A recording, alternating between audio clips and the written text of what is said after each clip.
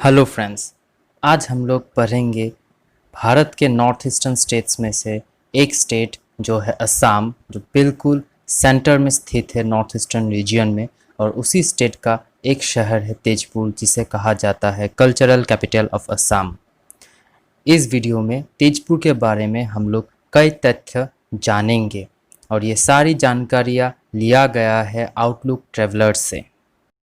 तेजपुर एक ऐतिहासिक शहर है जो मिथिकल पॉइंट ऑफ व्यू से भी काफ़ी इम्पोर्टेंट है और ये भारत की रक्षा व्यवस्था यानी डिफेंस सिस्टम की ओर से भी एक इम्पोर्टेंट शहर है।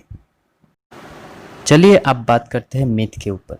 कहा जाता है सदियों पहले यहाँ पे बानासुर नाम का एक राजा राज करते थे। बानासुर की एक बेटी थी जिसका नाम था उषा। उषा अपने मन में श्री कृष्ण के ग्रैंडसन अनिरुद्ध को अपने पति मान लिया था। क्योंकि अनिरुद्ध श्री कृष्ण के ग्रैंडसन थे तो बानासुर उनके खिलाफ थे, क्योंकि बानासुर भगवान शिव के भक्त थे। तो अपने पापा को बिन बताए उषा अनिरुद्ध को अपने मित्र चित्रलेखा के सहयोग से द्वारका से अपने शहर में लेके आए और उससे शादी कर लिया। जब बानासुर को इस बात का पता चला तो वो अपनी बेटी और जमाई अनिरुद्ध और उषा दोनों को एक साथ अपने एक घर में, जिसका नाम है अग्निगर, वहाँ पे कैद कर लिया। अभी भी ये अग्निगर इस शहर में है और कई सारे पर्यटक यानी टूरिस्ट यहाँ हर साल घूमने के लिए आते हैं। बाद में जब श्री कृष्ण को इस बात का पता चला कि उनके ग्रैंडसन अनिरुद्ध बानासुर के साम्राज्य में कैद हो चुके हैं, तो उन्होंने अपने अनिरुद्ध को छुड़वाने के लिए खुद अब बानासुर के साम्राज्य में आए और बानासुर को दिए हुए वचन के लिए भगवान शिव भी बानासुर के साथ खड़े रहे और ये दोनों भगवान के बीच संघर्ष हुआ, जिसको कहा जाता है हरिहर वार।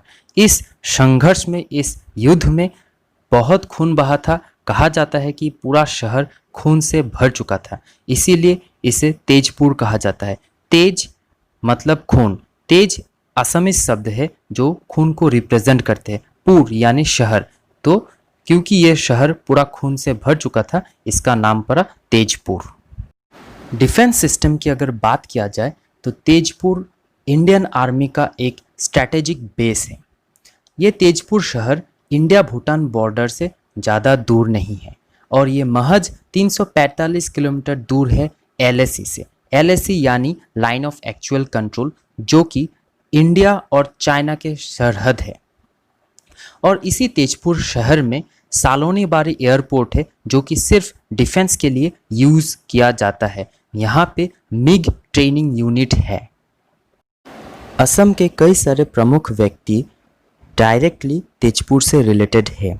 उनमें से 3 नाम हम लोग जानेंगे। सबसे पहले ही नाम आता है भारत रत्न डॉक्टर भूपेन हजारिका।